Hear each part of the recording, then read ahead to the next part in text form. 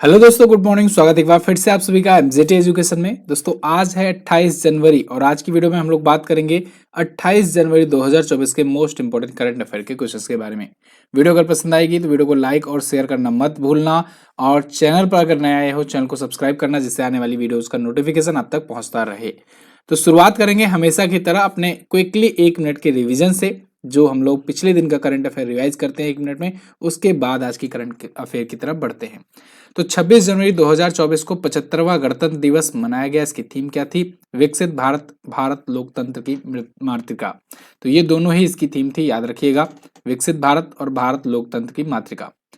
75वें गणतंत्र दिवस पर मुख्य अतिथि के रूप में इमैनुअल मैक्रोन को इनवाइट किया गया था। ये फ्रांस के प्रेसिडेंट हैं।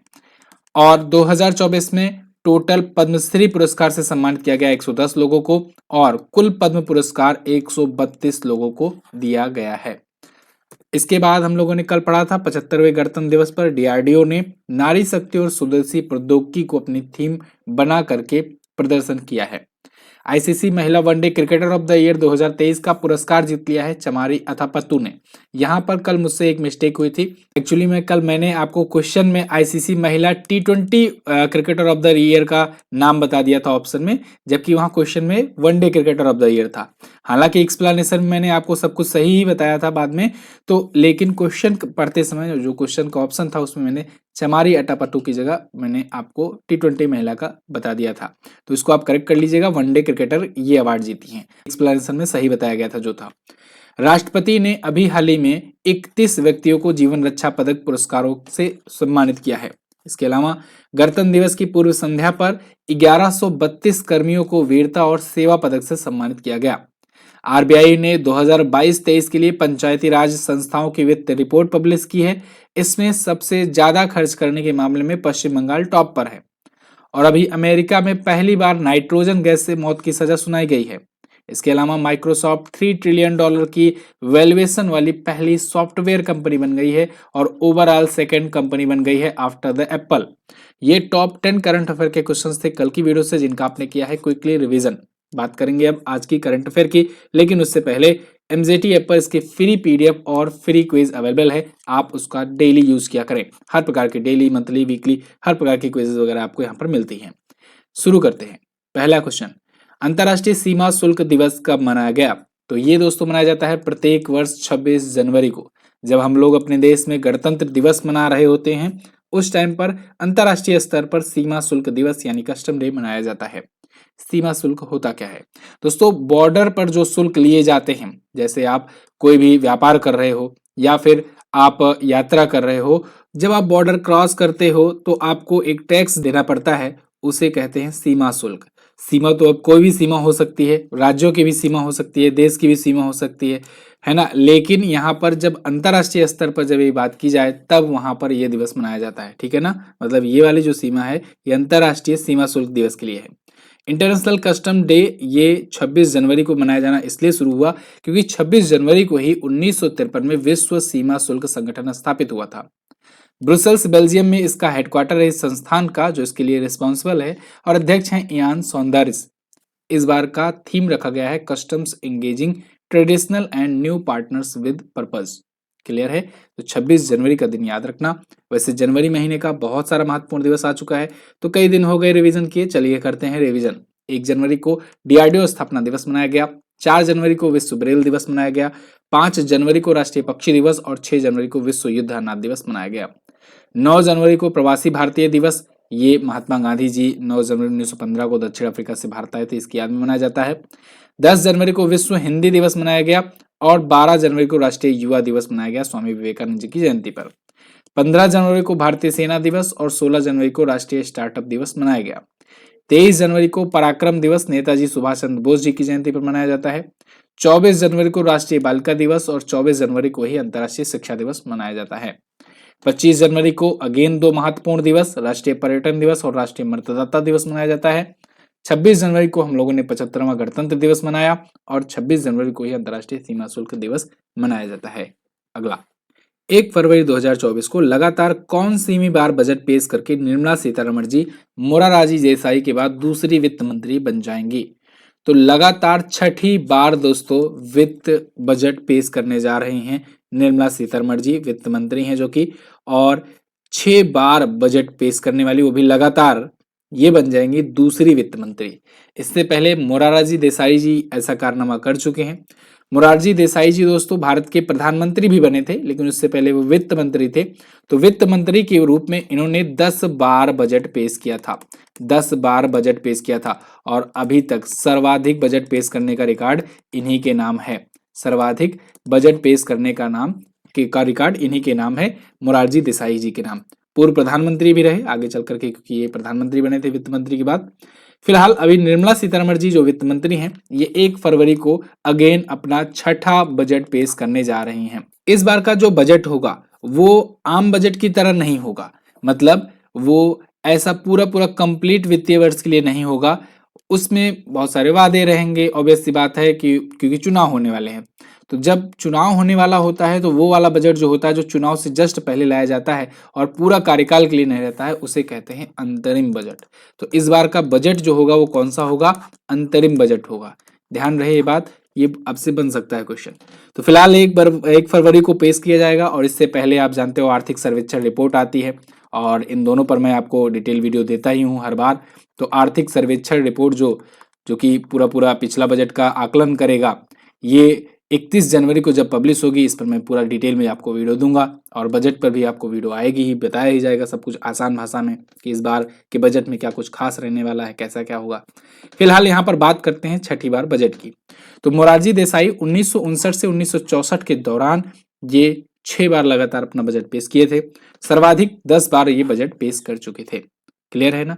अगला क्वेश्चन, रूफटॉप सोलर पैनल लगाने के लिए निम्न में से किस कंपनी के द्वारा 1.2 लाख करोड़ रुपए तक का ऋण देने की घोषणा हुई है?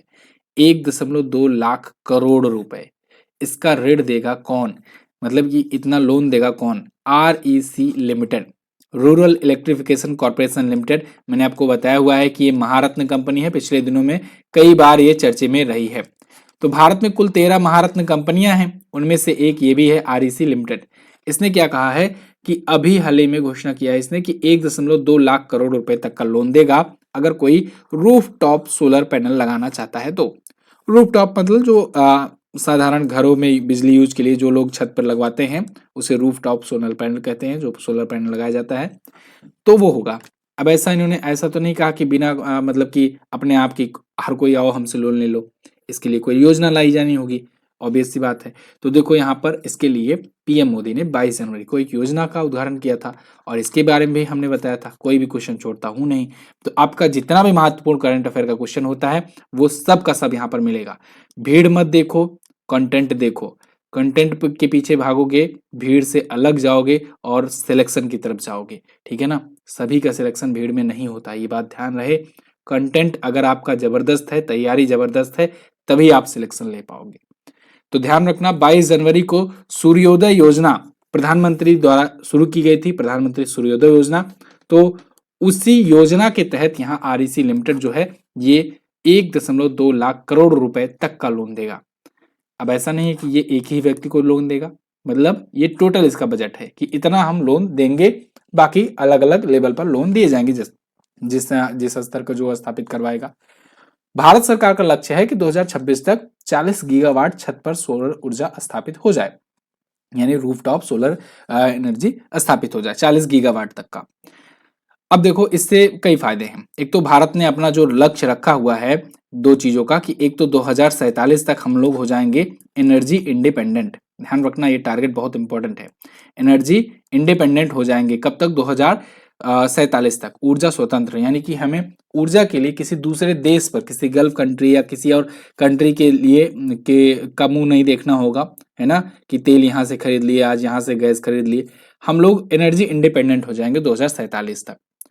और 2070 तक हम लोगों ने टारगेट बनाया है कि हम लोग कार्बन मुक्त हो जाएंगे, कार्बन मुक्त हो जाएंगे। तो दोनों ही दिशाओं में ये कहीं ना कहीं ये योजना काफी बड़ी रोल निभाने वाली है, क्योंकि ऊर्जा स्वतंत्र तभी हो पाएगी जब हम लोग जो है वो बिजली या बाकी चीजों पर धीरे धीरे डिपेंडेंसी कम करने लगेंगे, सोलर एनर्जी को बढ़ावा देंगे, सोलर एनर्जी पर मतलब इसके प्रति अवेयरनेस फैल पाएगी, ठीक है जी। और आने वाले टाइम पर इलेक्ट्रिक व्हीकल का वो भी बढ़ावा दिया जा रहा है, जिससे तेल भी जो आयात किया जाता है वो कम आएगा होगा। फिलहाल चलिए, तेल आयात की बात आ ही गई तो एक पॉइंट मैं आपको बता दे रहा हूँ। भारत रूस से आज के टाइम पर सबसे ज्यादा मात्रा में आयात करता है तेल, और जो तेल होता है क्रूड ऑयल, ठीक है ना, क्रूड ऑयल का रसिया का सबसे बड़ा आयातक देश है भारत आज के टाइम पर। फिर भारत इसको रिफाइन करता है और यूरोपियन कंट्रीज में भेजता है, बेचता है, ठीक है। तो यूरोप में सबसे बड़ा रिफाइंड ऑयल का निर्यातक है भारत, ठीक है ना, समझ में आ रही बात मेरी।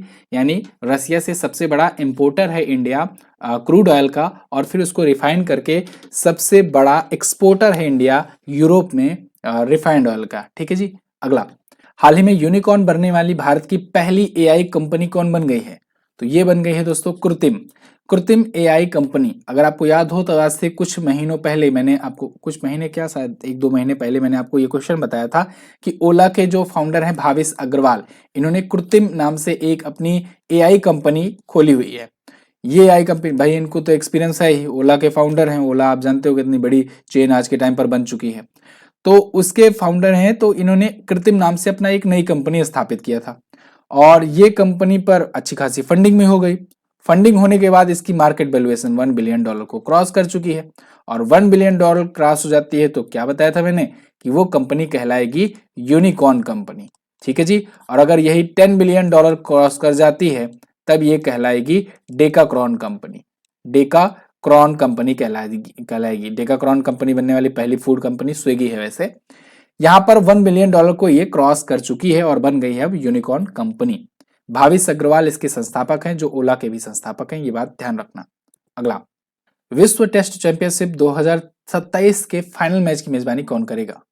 तो दोस्तों, वर्ल्ड टेस्ट चैंपियनशिप WTC 2027 का फाइनल मैच भी खेला जाएगा वहीं पर जहां पर बाकी के खेले गए हैं, यानी कि इंग्लैंड में ही। इंग्लैंड लगातार चौथी बार यहां पर वर्ल्ड टेस्ट चैंपियनशिप के फाइनल की मेजबानी करेगा, ये बात क्लियर हो गई है। और वर्ल्ड टेस्ट चैंपियनशिप जिसमें ये गदा मिलता है, तो ये जो है ये 2027 वाला जो होगा, देखो ये 2-2 साल तक चलता है, ऐसा ये टूर्नामेंट है, 2-2 साल तक ये इसका आयोजन चलता रहता है। जैसे अभी मैं बताऊं कि 2023 वाला है जो 2021 में शुरू हुआ था, 2023 तक चला। इसको जीता ऑस्ट्रेलिया ने, और ऑस्ट्रेलिया वर्सेस भारत हुआ था फाइनल मैच, भारत हारा। 2021 वाला जो हुआ था, या कहें 2019 वाला जो हुआ था, इसको जीता था न्यूजीलैंड ने, न्यूजीलैंड ने जीता था, और इसमें भी भारत ही फाइनल खेला था, यानी भारत दोनों ही बार उप विजेता रहा था, उप विजेता रहा था। अब तीसरा बार वाला अभी चल रहा है, चौथी बार वाली ये होगी, ठीक है, चौथी बार वाला ये संस्करण ये होगा विश्व टेस्ट चैंपियनशिप का 2027 में। तो इसका फाइनल जो होगा इंग्लैंड में होगा, ठीक है जी। अच्छा, एक और चीज, आईसीसी जो है ये महिला T20 चैंपियंस ट्रॉफी शुरू करने की बात कर रहा है। अगर आपको याद हो क्रिकेट के बारे में थोड़ा सा, अगर आप इंटरेस्ट रखते होंगे तो जरूर पता होगा, ये वर्ल्ड टेस्ट चैंपियनशिप जो है, ये चैंपियंस ट्रॉफी जो होती थी ना, जो अपन लोगों ने भी एक बार जीता हुआ है चैंपियंस ट्रॉफी, तो चैंपियंस ट्रॉफी की जगह पर ही वर्ल्ड टेस्ट चैंपियनशिप शुरू किया गया था। क्योंकि कहा गया भाई देखो, वनडे का भी वर्ल्ड कप होता है, T20 का भी वर्ल्ड कप होता है, तो चैंपियंस ट्रॉफी फिर से वनडे का क्यों क्यों ना ऐसा किया जाए कि टेस्ट का भी कोई एक टूर्नामेंट किया जाए विश्व स्तर का। तो इसीलिए विश्व टेस्ट चैंपियनशिप शुरू किया गया था। अब यहां पर लेकिन महिलाओं के लिए एक महिला T20 चैंपियन ट्रॉफी की शुरुआत की जा रही है। अब इसका पहला संस्करण 2027 में श्रीलंका में होगा। तो ये दोनों ही डिसीजन एक ही फैसले में आईसीसी के द्वारा लिया गया है। कुछ और बताता हूं आपको, भारत के मुख्य कोच अलग अलग टीमों के कौन है, ये आज का एक्स्ट्रा पॉइंट है, इसको आप ध्यान रखिएगा। इसे आप क्या कह सकते हो, बोनस पॉइंट, ठीक है ना, ये बोनस पॉइंट है, इसको याद रखना। भारत की महिला क्रिकेट टीम के कोच हैं आज के टाइम पर अमोल मजूमदार। भारतीय पुरुष क्रिकेट टीम के मुख्य कोच है राहुल द्रविड़। भारतीय पुरुष हॉकी टीम के मुख्य कोच है क्रेग फुलटन, ये नाम पूछा जाएगा आपसे। भारतीय महिला हॉकी टीम की मुख्य जो कोच है वो है जेनके स्कॉपमैन। भारतीय पुरुष फुटबॉल टीम के हैं इगोर स्टीमैक, ये भी आपसे पूछा जाएगा। भारतीय महिला फुटबॉल टीम के मुख्य कोच हैं थॉमस डेनरबाई। क्लियर है ना। एक और जरूरी बात, एसएससी कॉम्बो बैच जो है ये लॉन्च हो चुका है और इसमें क्लासेस 1 फरवरी से स्टार्ट हो जाएंगी। तो देखो एसएससी में अगर आप चाहे सीजीएल की तैयारी कर रहे हो, चाहे सीपीओएसआई की तैयारी कर रहे हो, चाहे सीएचएसएल की तैयारी कर रहे हो, चाहे आप एमटीएस की तैयारी कर रहे हो, सभी का जीएस का जो पैटर्न है वो सेम होता है, बस लेवल का थोड़ा बड़ा फर्क होता है। और लेवल भी आजकल इतना मिक्स कर दिया है ना, मतलब आप अगर एमटीएस की प्रैक्टिस से सॉल्व कर रहे होगे तो उसमें कुछ क्वेश्चन ऐसे मिलेंगे जो आप सोचोगे यार ये क्वेश्चन तो सीजीएल में पूछा जाना चाहिए था। और आप अगर सीजीएल का प्रैक्टिस सेट दे रहे होगे तो उसमें आपको कुछ क्वेश्चन ऐसे मिलेंगे, कहोगे आप कि यार ये क्वेश्चन एमटीएस लायक है, इसको सीजीएल में क्यों पूछ लिए। तो आजकल क्या हो गया कि एसएससी जो है वो मिक्स कर दिया है सब।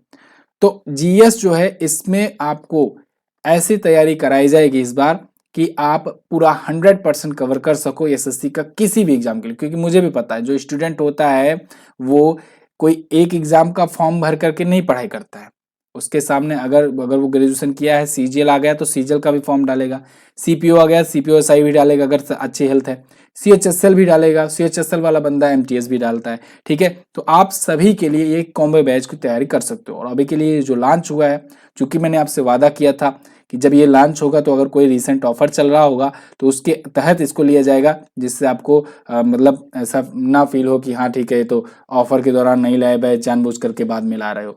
तो इसीलिए जो है ये बैच भी 399 में अभी दिया जा रहा है, लेकिन ये सिर्फ और सिर्फ 1 फरवरी से पहले तक के लिए है, जब तक ये बैच शुरू नहीं हो जाता। 1 फरवरी से इसमें क्लासेस आनी शुरू हो जाएंगी।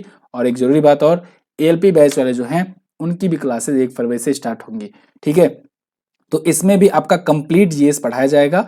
और व्हाट्सएप कीजिए इस नंबर पर या फिर एमजीटी ऐप पर जाइए। और अगेन मैंने जैसे कि कहा, कंटेंट के पीछे भागो, भीड़ के पीछे मत भागो दोस्त। भीड़ देख करके जाओगे तो कंटेंट नहीं मिल पाएगा आपको। अगर कंटेंट के पीछे जाओगे, अगर कंटेंट में अगर कहीं से भी कोई शिकायत आएगी तो आप डायरेक्टली उसके बारे में कोई भी डाउट हो कभी भी व्हाट्सएप करके पूछ सकते हो। ठीक है ना, चलिए पूरा छूट दिया जाता है। और आप जो है आप जाइए, डेमो वगैरह भी आने शुरू हो जाएंगी तो आप इस बैच को ज्वाइन कर सकते हैं। कहाँ से? एमजीटी ऐप से। एमजीटी ऐप आपको गूगल प्ले स्टोर पर मिलेगा, वहां से आप इसे ज्वाइन कर सकते हो। आगे बढ़ते हैं। हाल ही में किसके द्वारा सबसे बड़ा सैन्य अभ्यास स्टीड फास्ट डिफेंडर 2024 शुरू किया गया? तो दोस्तों अभी नाटो के द्वारा अभी तक का सबसे बड़ा सैन्य अभ्यास स्टीड फास्ट डिफेंडर 2024 शुरू किया गया है। नाटो यानी नॉर्थ अटलांटिक ट्रीटी ऑर्गेनाइजेशन, ये सबसे बड़ा सैन्य संगठन है दुनिया का। सैन्य संगठन, ध्यान रहे, दुनिया का सबसे बड़ा ये सैन्य संगठन है और उसने स्टीड फास्ट डिफेंडर 2024 शुरू करने का निर्णय लिया है। ये फरवरी से शुरू होगा और मई तक चलेगा। स्टीड फास्ट डिफेंडर, अच्छा ये कई देशों में आयोजन होगा। तो कई बाल्टिक देश जो होंगे, पोलैंड वगैरह और भी बहुत सारे देशों में ये होगा आयोजन। ठीक है जी। स्टीड फास्ट डिफेंडर में 90,000 से ज्यादा सैनिक होंगे, 50 से ज्यादा जहाजें होंगी इसमें, और बहुत सारे विमान भी शामिल होंगे। तो बहुत ही व्यापक ये सैन्य अभ्यास होने वाला है। इसमें नाटो के सभी 32 मेंबर, 32 पूरी तरीके से कहना सही नहीं होगा, 31+1, मतलब कि स्वीडन को भी इसमें शामिल किया गया है, लेकिन 32 सदस्य नहीं कहेंगे हम लोग। क्यों? क्योंकि अभी भी पूरी तरीके से स्वीडन सदस्य बना नहीं है। अभी कुछ दिन पहले मैंने बताया था कि तुर्की ने अपनी तरफ से हामी भर दी है, लेकिन वो अभी पास होना बाकी है। तो यानी कि स्वीडन बन तो जाएगा, ध्यान रहे, स्वीडन जो है ये 32वां सदस्य देश बनेगा, बनने की राह तो इसकी क्लियर हो गई है, लेकिन अभी के टाइम पर ये 32 सदस्य नहीं है। ठीक है ना। फिलहाल नाटो की स्थापना की बात करें तो 1949 में हुई थी, केवल 12 देश मिलकर के स्थापित किए थे। आज के टाइम पर 32 हैं। हेडक्वार्टर इसका ब्रुसेल्स बेल्जियम में है। अध्यक्ष जेंस स्टोलनबर्ग हैं और फुल फॉर्म होता है नॉर्थ अटलांटिक ट्रीटी ऑर्गेनाइजेशन। अगला, हाल ही में भारत का पहला रिसर्च आईआईटी सैटेलाइट कैंपस कहां पर स्थापित किए जाने की घोषणा हुई है? तो दोस्तों भारत का पहला रिसर्च आईआईटी सैटेलाइट कैंपस ये भोपाल में नहीं, उज्जैन में स्थापित किया जाएगा। उज्जैन पड़ता है मध्य प्रदेश में और यहाँ पर आईआईटी इंदौर की मदद से यह स्थापित किया जाएगा। यहाँ पर देखो, IIT Indore Ujjain satellite campus gets approval from centre. CM Mohan Yadav ने यह घोषणा की हुई है। मोहन यादव वहां के नए मुख्यमंत्री बनकर आए हुए हैं और आईआईटी इंदौर के द्वारा यहां पर स्थापित किया जाएगा उज्जैन में। ये बात ध्यान रखना, नाम होगा deep tech research and discovery campus, DRDC. ठीक है जी। भारत में अगर बात करें आज के टाइम पर तो आईआईटी इंदौर जैसे 22 और इंस्टीट्यूट हैं आईआईटी के। तो total 23 Indian institute of technology संस्थान है भारत में। ये बात ध्यान रखना, भारत में एजुकेशन में सबसे जो टॉप इंस्टीट्यूट माना जाता है वो आईआईटी ही माना जाता है। और भारत में सबसे बेस्ट आईआईटी कौन रहता है रैंकिंग में, तो आप बताओगे आईआईटी मद्रास जो है ये अक्सर जो है जो भारत की रैंकिंग जारी की जाती है उसमें टॉप पर रहता है। ठीक है जी, आगे। हाल ही में भारत में किस राज्य में सांभर महोत्सव मनाया गया? तो दोस्तों सांभर महोत्सव मनाया जाता है राजस्थान में। राजस्थान में सांभर झील है, आप सबको पता होगा। सांभर झील जो है इसकी खास बात यह है कि ये लवणता के मामले में ये सबसे खारी झील है, सबसे बड़ी खारे पानी की झील है। ठीक है ना, तो सबसे खारा पानी इसी का है, सबसे खारा पानी इसी का है लवणता के मामले में। अगर वैसे पूछा जाए खारे पानी की सबसे बड़ी झील तो आप बताएंगे चिल्का लेक जो कि ओडिशा में है। फिलहाल सांभर महोत्सव सांभर झील के पास ही ये होता है और ये हर साल मनाया जाता है। सांभर महोत्सव आयोजित किया जाता है। तो यहाँ पर 26 से 28 जनवरी तक यानी कि 3 दिवसीय ये शुरू हुआ है और नई नई डिप्टी सीएम बनकर के आई हुई दिया कुमारी जी ने इसका उद्घाटन किया है। ये पर्यटन मंत्रालय भी संभाल रही हैं। तो सांभर महोत्सव को कच्छ के रण महोत्सव की तर्ज पर विकसित किया गया है। ये भारत की सबसे बड़ी अंतर्देशीय नमक झील कही जाती है। ठीक है, और अरावली पर्वतमाला के अवसाद में ये स्थित है। कहा जाता है कि 6 नदियों का पानी इसमें आकर के मिलता है। फिलहाल सांभर झील एक आर्द्र भूमि भी है यानी वेटलैंड साइट भी है, रामसर साइट है। 1990 से ये रामसर साइट में शामिल है। ठीक है, भारत में अगर रामसर साइट की बात करें तो 75 रामसर साइट है। और देखो चिल्का लेक का मैंने नाम लिया था ना अभी, चिल्का लेक ये फर्स्ट रामसर साइट है। ठीक है ना, चिल्का लेक, चिल्का झील जो है ये first Ramsar site of India है। आगे राजस्थान की बात कर लेते हैं। राजस्थान अगर आप मैप में देखोगे तो यहाँ पर है जयपुर, जिसे पिंक सिटी के नाम से जाना जाता है, पिंक सिटी के नाम से जाना जाता है, ये इसकी कैपिटल है।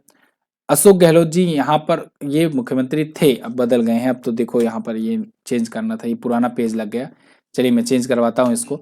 यहाँ पर सीएम हो गए हैं कौन, भजन लाल शर्मा, भजन लाल शर्मा जी यहाँ के नए सीएम हो गए हैं और वो बीजेपी पार्टी से हैं। ठीक है जी। यहाँ पर कलराज मिश्रा जी यहाँ के करंट टाइम पर गवर्नर हैं। 53 यहाँ पर जिले हो चुके हैं और लास्ट टाइम पर यहाँ पर अशोक गहलोत जी ने चेंज किया था। तो पुष्कर झील है, राजसमंद है, पिछौरा, फतेह सागर है, ये सभी प्रमुख झीलें हैं। सरिस्का नेशनल पार्क, रणथंभौर राष्ट्रीय उद्यान, केवला देवघान पक्षी विहार, ये प्रमुख नेशनल पार्क है। आगे बढ़ते हैं। भारत का सबसे बड़ा राज्य है राजस्थान।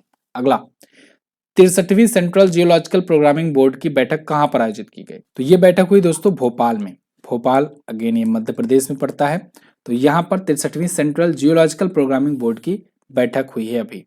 ठीक है जी। तो इस बैठक में बेसिकली जियोलॉजिकल के जो सर्वेक्षण होते हैं, सर्वेज होते हैं, उनसे रिलेटेड वैज्ञानिक इकट्ठा हुए, अपने अपने डाटा दिए, अपना अपना मतलब कि जो भी इनका आगे का विजन था उस पर रूपरेखा तैयार की गई। लगभग 1055 वैज्ञानिक इसमें आए हुए थे। तो जियोलॉजिकल सर्वे ऑफ इंडिया ने इन्हें बुलाया था, इनवाइट किया था, उसी के द्वारा पूरा होस्ट किया गया था। खान मंत्रालय के सचिव श्री वीएल कांता राव ये इसकी अध्यक्षता कर रहे थे। भोपाल मध्य प्रदेश में आयोजन किया गया। अगर जियोलॉजिकल सर्वे ऑफ इंडिया की बात करें तो इसकी स्थापना 1851 में की गई थी। भारत के सबसे पुराने इंस्टीट्यूट में से एक है geological survey of India. Headquarter Kolkata में है और अध्यक्ष इसके जनार्दन प्रसाद जी हैं। अगला, हाल ही में ब्रिटेन में किस भारतीय वैज्ञानिक को ब्लावत्तनिक पुरस्कार 2024 से सम्मानित किया गया? तो ब्लावत्तनिक पुरस्कार 2024 इससे 9 व्यक्तियों को सम्मानित किया गया है और इन 9 में 3 भारतीय मूल के हैं। तो ये भारतीय मूल के नाम है professor Rahul R Nair, professor Mehul Malik और डॉक्टर तन्मय भारत। तो उपरोक्त तो सभी ऑप्शन आपका करेक्ट हो जाएगा। इनको ब्लावत्तनिक पुरस्कार से सम्मानित किया गया है। यहाँ पर देखिए राहुल आर नायर पीएचडी और निकोलस मैग्राहम पीएचडी ये भी है। तो ये देखो यहाँ पर तो भारतीयों का तीनों का नाम नहीं है, ये तो उसी 9 में से एक है। ठीक है, जैसे कि मैंने आपको बताया 9 को सम्मानित किया गया है और 9 में से 3 जो है भारतीय हैं। ठीक है ना, तो 3 भारतीय का नाम आपको यहाँ पर मिल जाएगा।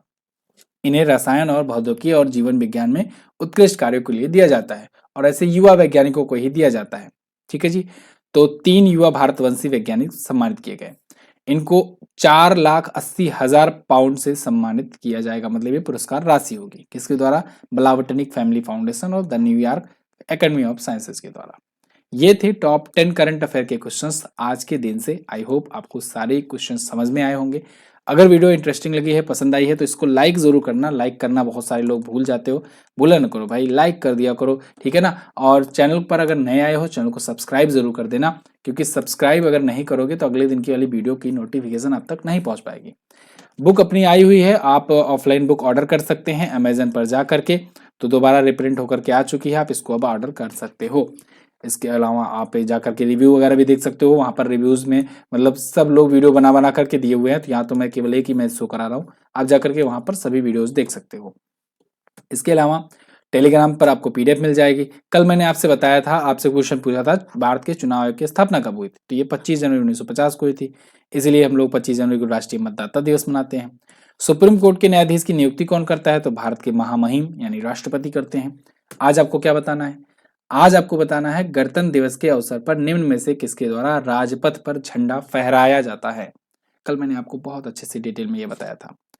इसके अलावा बता दीजिए पद्म भूषण पुरस्कार 2024 से किसे सम्मानित किया गया है? दोनों क्वेश्चंस के बारे में आपको जो भी पता होगा डिटेल में जरूर आंसर करने का प्रयास करना, कोशिश करना आसपास के भी पॉइंट लिखने की। और हाँ, वीडियो कैसी लगी है जरूर हमें बताना। और कॉम्बो बैच अगर आप लेना चाहते हो तो व्हाट्सएप करो। और बस फिलहाल इतना ही रखते हैं, मिलेंगे अगली वीडियो में, तब तक के लिए नमस्कार, जय हिंद, वंदे मातरम।